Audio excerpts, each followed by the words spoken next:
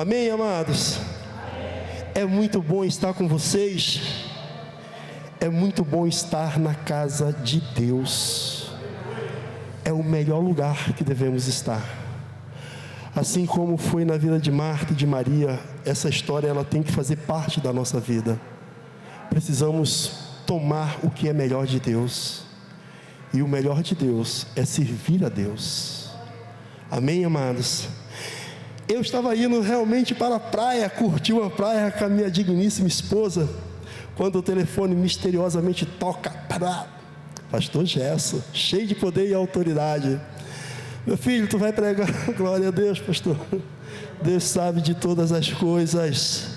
Deus, Ele é muito bom. E no meio do caminho eu já fui orando a Deus, que eu não sou bobo, né? Já fui pedindo uma palavra para Deus, e Deus me deu a palavra e o tema. Que vento é esse? Muitas vezes nós falamos de vento, mas que vento é esse que nós estamos passando? E por que estamos passando? E vamos entender hoje na palavra do Senhor o que é passar pelo vento. Porque muitas vezes nós dizemos para nós mesmos, primeira coisa que nós falamos, não é nem que somos crentes, sou dizimista. É a primeira coisa que nós falamos, sou dizimista. Como que se isso para Deus fosse grande coisa. Deus não está preocupado com isso. Deus está preocupado com a minha alma e com a tua alma, aonde nós vamos passar a eternidade.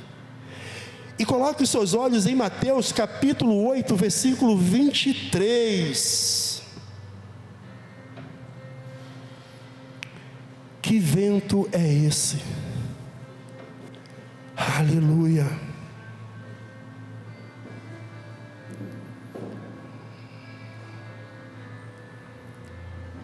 Mateus capítulo 8, versículo 23 em diante, e diz assim a palavra do Senhor: Então entrando ele no barco, e seus discípulos o seguiam, e eis que sobreveio no mar uma grande tempestade, de sorte que o barco era varrido pelas ondas. Entretanto Jesus dormia. Mas os discípulos vieram acordá-lo, clamando: Senhor, salva-nos, perecemos. E perguntou-lhe então Jesus: Por que sois tímidos, homens de pequena fé? E levantando-se, repreendeu os ventos e o mar, e fez-se uma grande bonança. E maravilharam-se os homens, dizendo: Que é este, que até os ventos e o mar lhe obedece? Até aqui, amados. Amados, para a gente entender essa filosofia, essa questão de chegarmos a esta questão, Jesus, ele passou o dia todo ministrando, pregando, ensinando, curando e salvando. Nesse término, Jesus estava cansado. Ele diz para os seus discípulos: vamos para o outro lado, vamos descansar, vamos tirar um tempo para nós, vamos fazer algo para nós.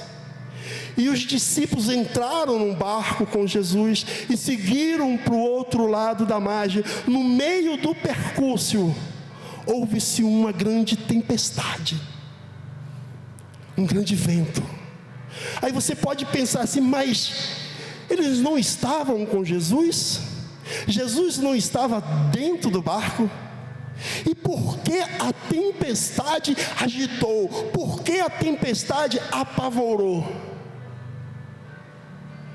Porque nem todos os momentos que nós estamos com Jesus vai ser tudo mar de rosas. Os momentos difíceis, ele vem para as nossas vidas para nos dar um crescimento diferenciado, para entendermos algo do que Deus quer fazer nas nossas vidas. A questão é que nos dias de hoje, todo mundo se diz dentro do barco, dentro da arca ou dentro da nave espacial de Cristo Jesus. Mas na verdade estão fora de todas essas regras que nós acabamos de ouvir. Porque quem está no barco, apesar da tempestade, apesar da dificuldade, apesar dos ventos fortes, ao contrário das nossas vidas, nós devemos permanecer dentro do barco. E como se permanece dentro do barco? Quando, apesar do nosso dia todo ter sido trabalhosos, cansativos, e encontramos no final da tarde razão e motivos para estar dentro da igreja. Quando o pastor lançou essa palavra, eu falei, cara, minha pregação, eu posso ir embora. É tanto que eu desci para ir no banheiro, o pastor foi atrás de mim. Deus, Joab, estou aqui, meu pastor. Mas Deus, Ele testifica as coisas na nossa vida. Eu estava na praia hoje sentado olhando a mar, e o mar revolto, a onda vinha de uma certa parte para a margem e quebrava, mas antes dela quebrar, havia uma calmaria. Então você tinha que quebrar aquela onda, passar para o outro lado para poder tomar banho. Então a dificuldade, ela é visível na nossa frente, mas a calmaria está por detrás de toda aquela tempestade. Quando nós olhamos para dificuldades, para o vento forte, esquecemos que atrás do vento maior é Deus, aquele que nos guarda. E esquecemos de passar com Ele, e queremos nos amedrontar. O vento, ele é forte, o vento arranca telhados, arranca outdoors. Mas você já observou que quando o vento está lá fora, quebrando tudo, você está dentro de casa, na calmaria. Jesus, ele está no teu barco. Jesus, ele está contigo. A diferença de Jonas no barco foi diferente. A decisão de Jonas foi querer enganar a Deus em desobediência e não ir para onde Deus mandou. Então veio a tempestade, e o que Deus fez no meio da tempestade? Olha, tem alguém lá embaixo dormindo, chama para que ele clame pelo seu Deus, vai que aí Deus acalma. Aí ele vem para cima e ele diz, olha, o meu Deus é o Deus dos hebreus, e essa tempestade toda é por minha conta. Então o que Deus faz? Manda os homens jogar Jonas ao mar, e a tempestade para, porque a tempestade era local, dentro do barco. Há uma rebeldia naquele lugar. Os discípulos estavam com Jesus dentro do barco, indo para onde Jesus mandou, e veio a tempestade. E a tempestade estava ao redor deles. E você pode observar que Jesus, ele acalmou, aquietou a tempestade e os ventos, para depois falar com os discípulos. Ele diz aqui, homem tímido, mas no original é homem medroso. Homem medroso. Jesus, ele acalmou toda uma situação, e aí chega para ele, que é isso, homens de pequena fé? Se de repente eles tomassem uma autoridade sobre eles e falassem de repente para o vento, acalma vento, aquieta-te mar, porque quem era o homem do milagre estava com eles, no meio deles. Às vezes nós deixamos de clamar algum milagre, porque nós mesmos não acreditamos naquele que é o autor do milagre. Porque muitas vezes nós observamos, e a nossa igreja, não só a nossa, mas no modo geral, está vazia, porque as pessoas buscam algo durante um certo tempo e não conseguem, aí desiste de buscar Deus, desiste de vir para a igreja, desiste de orar, desiste de jejuar, porque acha que nada vai acontecer. O vento, ele não para de soprar, a todo momento o vento está soprando. A todo momento nós passamos por adversidade dentro de nossa casa. Nossos filhos rebeldes, que não querem nada com Deus, não querem ir para a igreja, não querem estudar, não querem trabalhar. Não quer dizer que Deus te abandonou no barco sozinho. Ele está preparando algo no futuro para os nossos filhos, e vai acontecer no momento certo. É um momento que nós devemos esperar. Não é a nossa vontade, o nosso querer. Eles estavam com Deus, eles estavam com Jesus fazendo a obra do Evangelho. Eles estavam ali.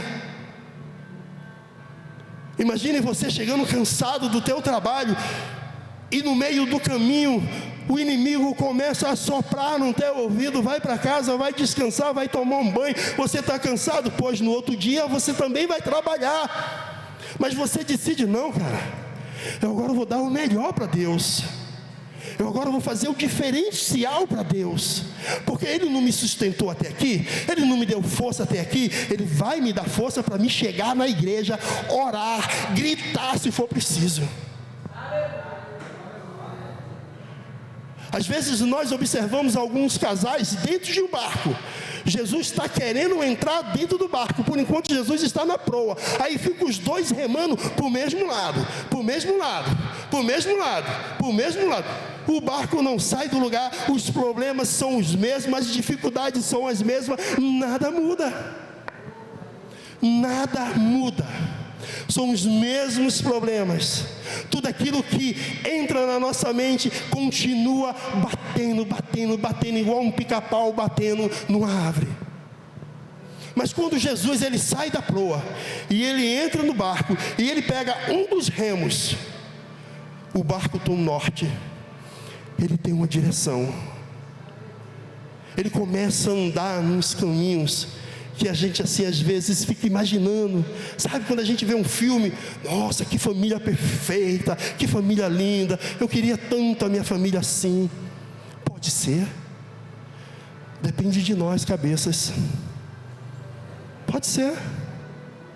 Só que tem um problema. Aquela família do filme é teatral. É teatral.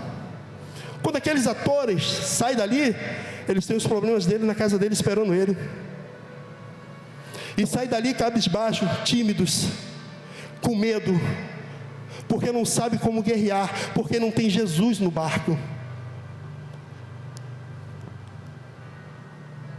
A gente uma vez foi pescar. Foram 12 homens aqui da igreja, a gente foi pescar. E quando a gente chegou na Ilha das Cagarras, o piloto... Tu estava nessa, cara? Tu estava, não estava? O piloto vira para a gente e diz: olha, vamos voltar, porque está vindo um vento sudoeste. Quando o piloto ele mete a mão na alavanca, que ele puxa para dar ré, a alavanca salta na mão dele. Aí o irmão olhou para um lado, olhou para o outro, foi lá, pegou. Tinha 10 coletes no barco, tinha 12 homens. O irmão pegou 5, foi ou não foi? O irmão pegou 5 coletes. Irmão, mas espera aí, irmão. Até o pastor ficou 5 coletes, meu irmão. Ele: meu irmão, pode morrer todo mundo, mas eu não, tenho minha filha ainda para criar, meu irmão. Espera aí, eu não sei nadar. Sabe? Não, isso é sério, sabe por quê? Que quando realmente o vento do sudoeste ele vem, amados, você está aqui no barco, daqui a pouco a água, ela faz assim, ó. E o barco ele desce assim, ó. Aí daqui a pouco fecha. E o barco sobe. Eu falei: meu Deus do céu, a gente vai morrer agora. A gente vai morrer, não tem jeito não, cara. E o cara foi, o piloto foi, e as ondas, cada vez, meu irmão, abria mais. Eu falei: meu irmão, isso aqui vai virar Titanic, cara. E os irmãos lá com o colete todo, era 2 no pescoço, um em cada braço e outro na perna, rapaz. E ninguém tirou dele mesmo, não. Ele se agarrou ali, meu irmão, e ficou. E não ficou nem do lado do pastor. Ele falou: não, meu irmão, eu tenho que ficar do lado do piloto aqui, porque ele é que sabe da manha. As dificuldades, elas se aparecem nos momentos mais tranquilos da nossa vida. Você já observou? Que você chega, sai para trabalhar, está tudo bem. Dá um beijinho na esposa, dá um beijinho no marido, vai embora, está tudo bem, tudo tranquilo. Cara, não sei que burro cargas na água. No decorrer do dia, quando você chega em casa, meu irmão, deu um vento sudoeste naquele momento. A mulher está revoltada, virada contigo e tu sem entender nada. Esses ventos sudoeste nos pegam a todo momento. Eu aprendi algo muito interessante e até hoje eu tomo isso para mim. Eu ouvi de um pastor do Projeto Vida Nova, o pastor João Bosco. Trabalhei muitos anos com ele em encontro de casais. E ele dizia assim para mim: Joab, você pode estar saindo da igreja, mas quando você estiver chegando perto da tua casa, comece a cantar um hino, e comece a clamar a Deus para tirar todo o embaraço que houver na tua casa, porque a gente estava fora, não sabe o que aconteceu. E isso até hoje eu faço na minha vida. Saindo da igreja eu já começo a cantar: caiam por terra agora os inimigos de Deus, e vou embora. Sabe, nós precisamos tomar posse das nossas armas espirituais. Enquanto nós estamos aqui cultuando, o inimigo está soprando no ouvido de alguém. E muitas vezes nós nos preocupamos apenas com nós mesmos. E esquecemos que na nossa casa, no nosso quartel, tem soldados que podem se ferir. O vento, amado, ele está soprando a todo momento. Em todo momento nós nos deparamos com o vento do mal. Que vento é esse? O milagre que Jesus fez na natureza, naquele momento, não foi simplesmente porque Ele era Jesus, Ele era Deus. Ele era Deus. E a Bíblia diz que todas as coisas foram feitas por Ele e para Ele.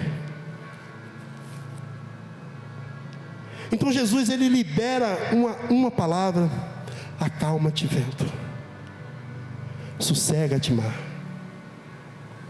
Qual é o vento que você está passando nesses dias?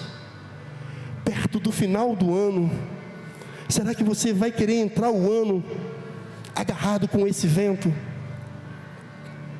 Ou vai querer ser liberado desse vento?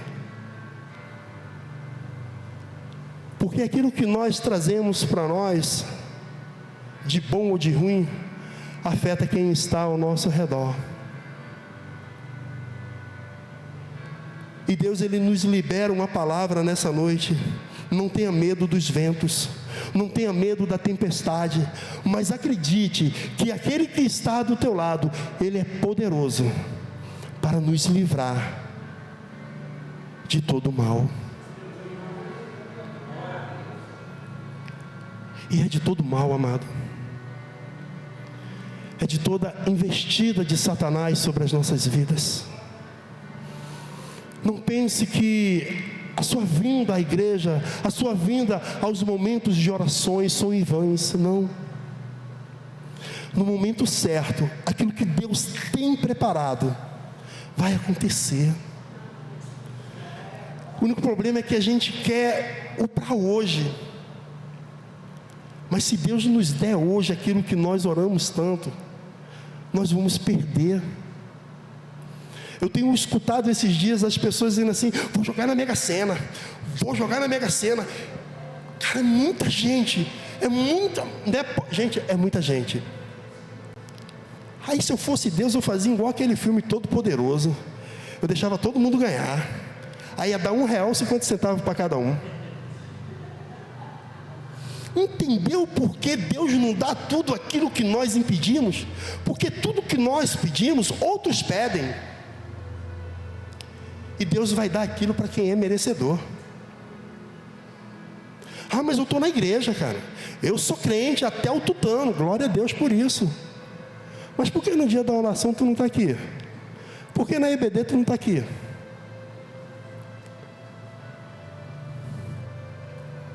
crente de domingo é a mesma coisa de um crente católico. Eu já tive irmã que ia para o meu grupo familiar que ficou 3 meses sem ler a Bíblia porque esqueceu o óculos dentro da Bíblia e não lia a Bíblia porque não achava o óculos. Amados, a Bíblia, ela tem que estar com a gente o tempo todo, cara. O tempo todo. Eu não abro mão da minha velhinha, eu não abro mão da minha Bíblia. É aqui que eu me alimento. Mas uma alimentação espiritual é quando nós estamos juntos no compartilhar de uma palavra. Sabe por quê? O Espírito Santo atua mais dentro de nós. A fervura do Espírito Santo sobre as nossas vidas, em nossas orações, na comunhão entre os irmãos. Porque é tão bom e tão suave que os irmãos vivam em comunhão. Mas não é comunhão apenas de alimento, porque em comunhão de alimento, cara, a gente dá um recorde. Se botar bilheteria, estoura a bilheteria. Mas no dia de oração, é um fracasso. É um fracasso. Jonas, ele teve uma palavra de Deus. Deus caminha ele para Nínive. E ele ignora aquilo que Deus preparou para ele fazer lá. E ele entra numa embarcação que ia para um lugar completamente diferente. E ele, despreocupado com as coisas de Deus, negligenciando a obra de Deus, não está preocupado com as coisas de Deus. E Deus, ele pega um vento muito mais forte e começa a apavorar toda a embarcação, a ponto de homens querer se matar. Mas quando vem à tona aquilo que Deus manda com que ele diga, porque ele tinha que falar porquê daquela onda, as coisas mudam. Às vezes nós passamos por vento impetuoso sobre as nossas vidas, ventos difíceis, ventos contrários daquilo que nós lutamos, por uma falha nossa. E quando o vento ele aumenta numa intensidade tão grande, nós começamos a dizer a Deus que nós somos crentes, que nós somos dizimistas, que nós fazemos a obra de Deus. Mas naquele grande dia, Deus ele vai dizer assim: olha, apartai-vos de mim, porque eu não lhe conheço. Mas como é que é isso?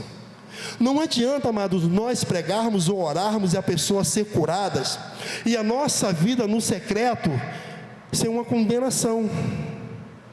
Porque naquele grande dia a gente vai dizer: mas em teu nome eu expulsei, eu evangelizei, eu curei. Mas foi no nome de Jesus, foi Jesus que curou, foi Jesus que salvou. Nós somos um canal. O que vai nos levar diante dele e ele dizer: bem-vindo, filho amado, à casa do meu pai, é a nossa retidão com ele. É entendendo que o melhor lugar é aqui. É entendendo que ele é a nossa preferência nacional. Não é abrindo mão das coisas do reino para se apegar às coisas do mundo, porque o mundo passa, mas a palavra de Deus, ela é permanente. Que vento é esse que nós podemos passar ou que já estamos passando? Sabe, amado, às vezes tem coisas que acontecem na nossa vida muito interessante. Escute bem isso. Tem coisas que a gente não se atenta. Seja sincero no seu coração. Quantas vezes esse ano, ou 5 anos atrás, você foi convidado para um culto de ação de graça? Qual foi o dia que você foi chamado para um culto de ação de graça, de um irmão dizer assim: irmão, vamos dar um culto de ação de graça pela cura? Amados, Jesus ele continua operando os milagres. da mesma forma que era lá atrás. Só que muitas e muitas e muitas vezes nós não trazemos a público, nós não testemunhamos os milagres. Muitas vezes nós deixamos o milagre de Deus morrer conosco, mas não abrimos a casa para dar um culto em ação de graça. Não precisa ter muita coisa, tiver 1 litro de água e 2 bolachas, já está valendo. O que vai nos motivar, e tem que ser a motivação, é a oração naquele lugar. Festa nós encontramos em tudo quanto é lugar. Jesus disse que é melhor estar num velório do que estar numa festa. E a maioria das festas, Jesus não está presente, porque a gente convida todo mundo, menos Ele. Menos Ele. O vento ele vem, aí a gente, mas caramba, eu estou fazendo tudo certinho. Amados, nós devemos puxar pela nossa memória o que é o certo que nós estamos fazendo para Deus. Eu observo muito, eu vejo muito, mas no segredo do meu quarto, como foi agora antes de vir para a igreja, me derramei diante do Senhor, porque a minha preferência é Ele. Ao chegar nesse lugar para pregar, eu me derramei diante de Ele. Senhor, me ajuda, porque eu sozinho eu não consigo, eu não sou nada, eu sou um miserável pecador, tens misericórdia de mim. No meu quarto eu me rasgo para Ele, e é isso que Ele se agrada de nós, quando nós reconhecemos as nossas falhas. Não é feio reconhecer as nossas falhas, pelo contrário, é bonito, porque aquele que deixa o pecado alcança a misericórdia de Deus. É isso que Deus tem preparado para mim e para você. É isso que nós devemos colocar diante de Deus. Não adianta a gente vir simplesmente para a igreja arrumado, bonito, cheiroso, não. A gente tem que estar com o nosso espírito e a nossa alma ligada com o Espírito Santo de Deus. O derramar do Espírito Santo de Deus vai acontecer quando nós começarmos a abrir o nosso coração e nos derramar primeiro, para que Ele derrame sobre nós o Espírito de Deus sobre a nossa vida. Quer receber do Espírito Santo? Quer ser cheio do Espírito Santo? Dê vazão a Ele. Dê vazão a Ele. Aonde me chama para orar, eu estou indo. Aonde me chama para comunhar com Ele, eu estou indo. Ele tem que ser o nosso alvo, amados. Ele tem que ser aquele que nos leva num caminho de perfeição. Ainda que o nosso barco esteja passando por dificuldade, Ele está ali para nos lançar a boia, para nos socorrer.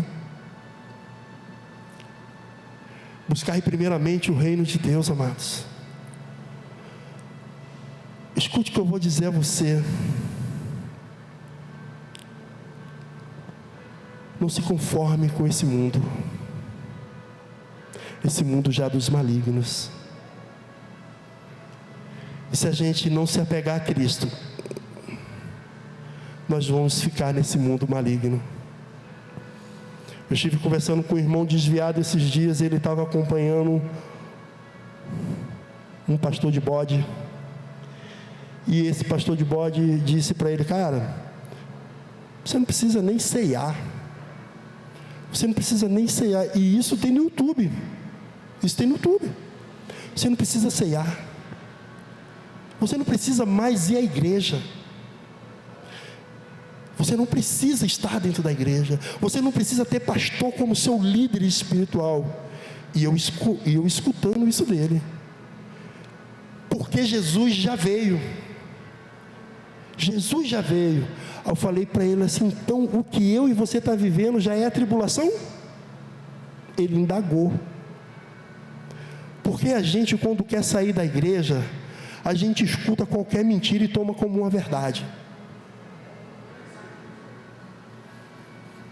escutamos uma mentira e tomamos como uma verdade.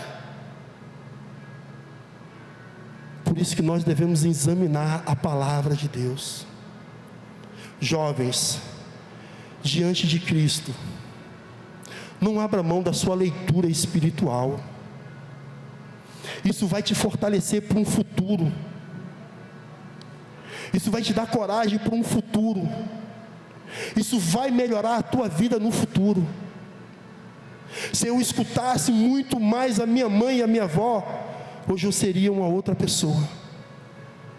O único problema é que o conselho ninguém quer tomar para si, ninguém quer viver um conselho. Mas quando as coisas acontecem, caramba, eu devia ter ouvido. Eu tomei algo para a minha vida, que quando Deus ele lança algo no meu coração, eu faço. Sabe por quê? Eu não quero daqui a 20 anos dizer assim, cara, se eu tivesse feito, se eu tivesse passado por aquilo, hoje de repente seria diferente. Há 7 anos atrás eu larguei os meus filhos aqui e fui para Recife, trabalhar com casais durante 2 anos. Se eu não fosse, pessoas que tinham problemas de estupros naquele lugar, não teria filho hoje, porque a raiz de amargura era tão grande no coração, que não deixava a pessoa engravidar. Então, amados, Deus lançou no teu coração, pede confirmação, e vai nessa tua força. Amém, amados, pastor? Amém. Aplauda ao Senhor, amados. Aleluia.